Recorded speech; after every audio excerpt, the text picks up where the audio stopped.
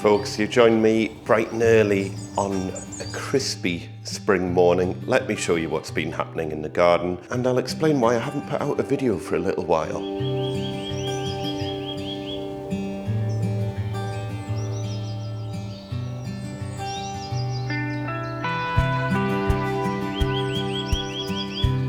So, I'm filming this on the 8th of April, and it is a gorgeous, crispy, slightly frosty spring morning, and as you can see, the daffodils are out early. Some crispy frost down on the ground. It's not like freezing cold, but it is, obviously it's been cold enough for frost. I mean, some of the daffodils are already done, to be honest. Maybe I should get some slightly later flowering ones and kind of pepper them in with these ones that we've got. But anyway, I'm not complaining, they're gorgeous. But yeah, main reason why there's not been much happening on this channel is because I haven't done anything. Literally, the garden is as I left it. The greenhouse is literally untouched from late last year, and I just haven't had time to do so many things that I wanted to do. But I will show you a couple of interesting things.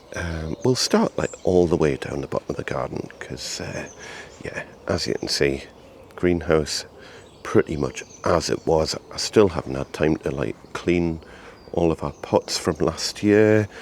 I've got all the old sunflowers up there that I started kind of reclaiming some of the sunflower seeds, but yeah, haven't had time to do that either.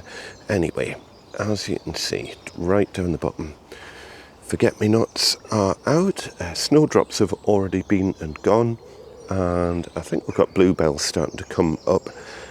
Obviously the cow parsley is just starting to come up as well. I'm not sure what these are. Can someone tell us in the comments what those are? Anyway, so yeah, not a lot else to report all the way down the bottom here. Oh, by the way, every time I look at this rhododendron, which is doing really well, that's like nearly 2 foot high. That was only a baby like a couple of years ago. But this one over here is still struggling. I mean, it is coming into flower, but yeah, it's teeny.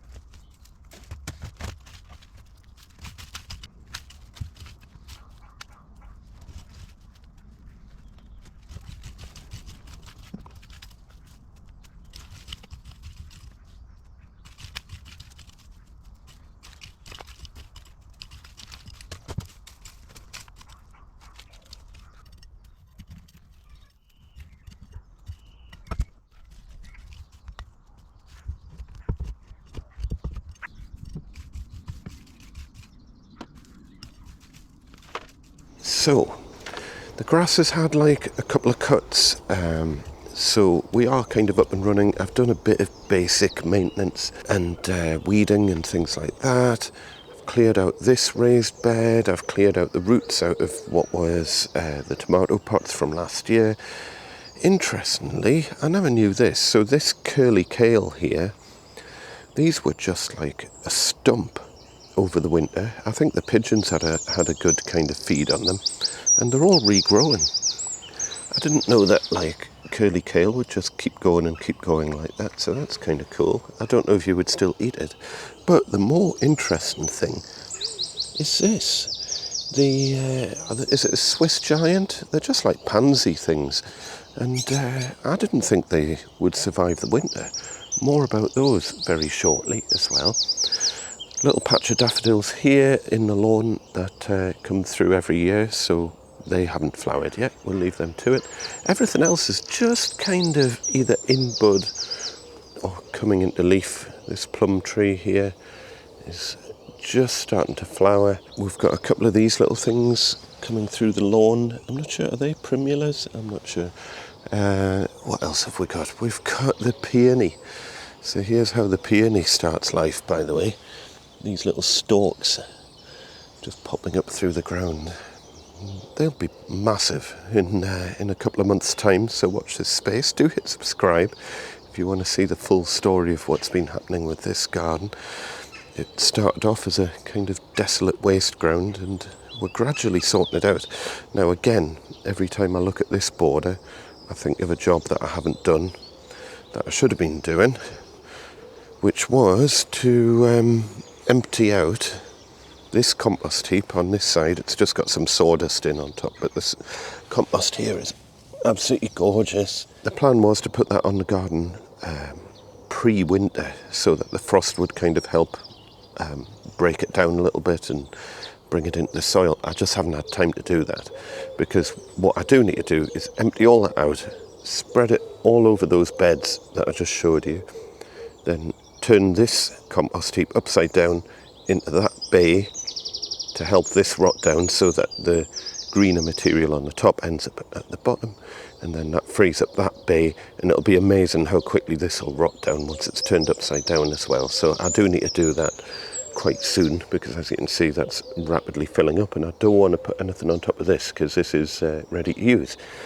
Anyway, right, ploughing on.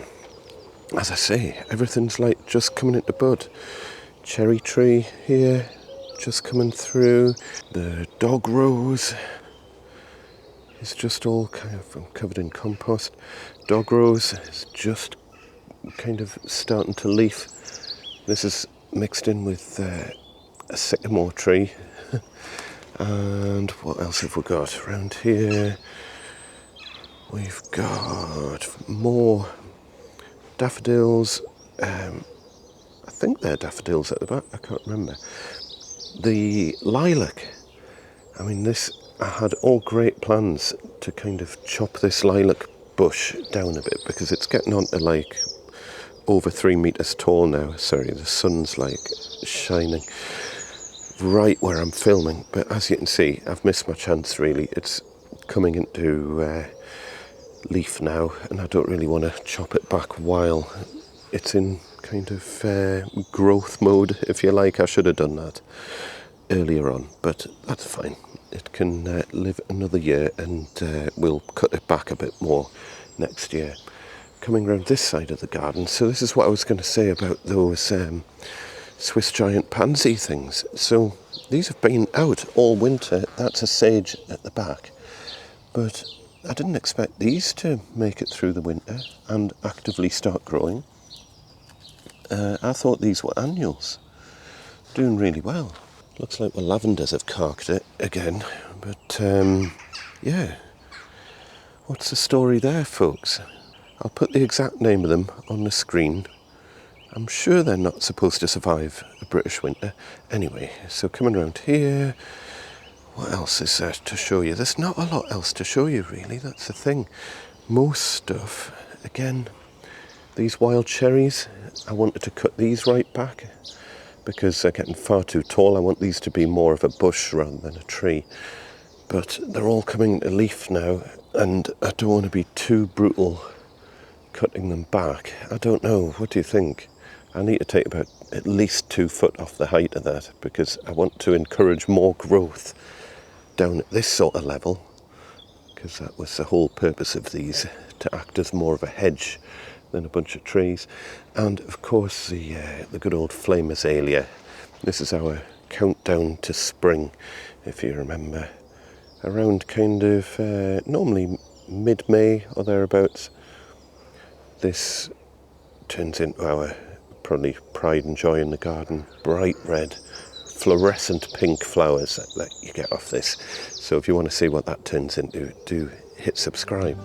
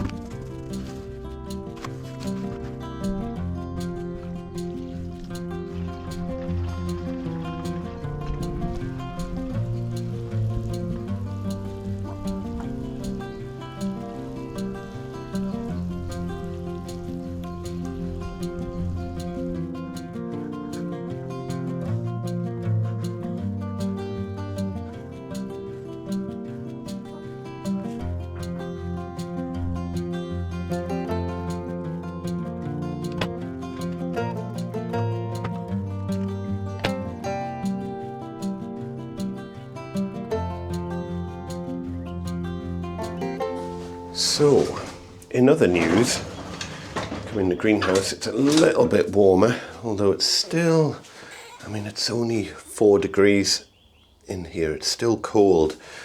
So there's not a huge amount we can do. The garden's still kind of sleeping, even though we've had some gorgeous weather over the last couple of weeks. I mean, it's been really sunny, but it's still really cold at night.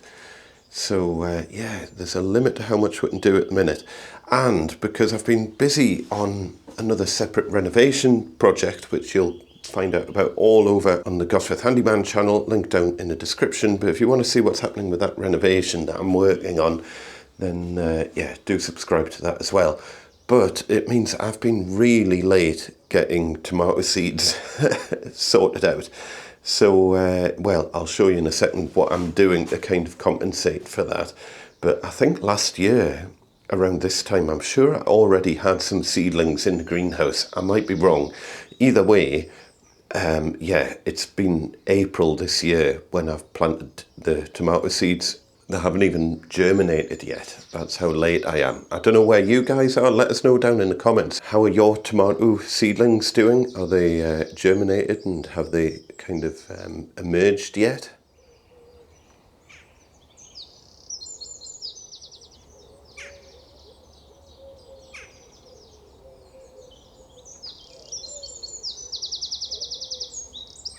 I think I'm only doing 3 varieties this year because 4 was a bit excessive last year and I just didn't really have enough room.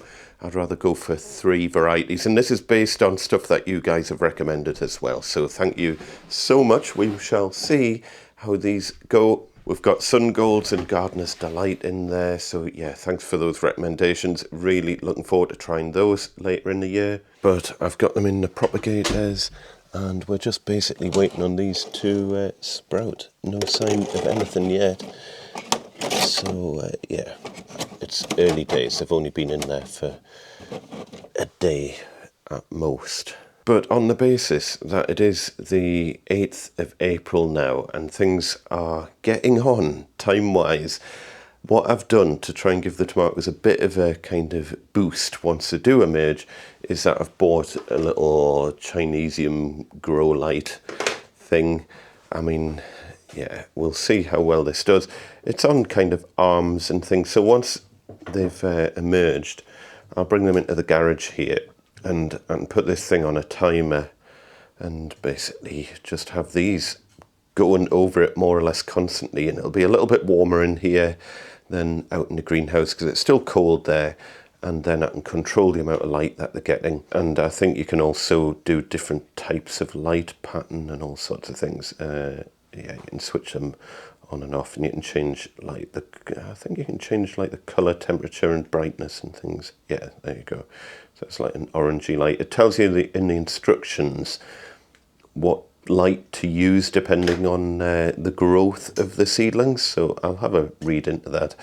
I mean, this comes with the shonkiest adapter. I mean, it feels completely hollow. I would trust that as far as I can throw it, but luckily in the garage here I've got USB sockets, so I can just plug straight into that and not risk a fire with that, because I know several people who have had fires caused by dodgy USB adapters and dodgy chargers, so yeah, I'm not taking the risk on that. Anyway, so that's kind of my plan. We will get the seedlings going in the garage for a little while. They'll get a little bit of an extra boost from this.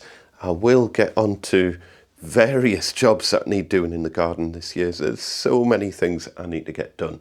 So do hit subscribe if you want to join us on our transformation of this garden, because it's still really, really early days. We literally had to start afresh because the garden was just an overgrown wilderness full of weeds and invasive plants, and yeah, we just literally had to start again. So the garden's looking okay, it's looking pretty good, but yeah, there's a lot more we want to do. As I've always said, the lawn is a bit of a placeholder for other things that are going to be happening later down the line. And if you want to see what's going to be happening later down the line, just hit that subscribe button. But for now, folks, we will leave it there. As I say, if you want to see what's been happening on the renovation side of things, head over to my Gosforth Handyman channel. And if you want to see what else is going to be happening on the garden side, do hit subscribe. Videos are going to be a little bit thin on the ground over the next month or so, but trust us, things are going to get busier later on in the year once things warm up a bit and the garden literally springs into life. For now, folks, as per usual, look after one another, be nice to each other. We shall see you next time. Tatty bye.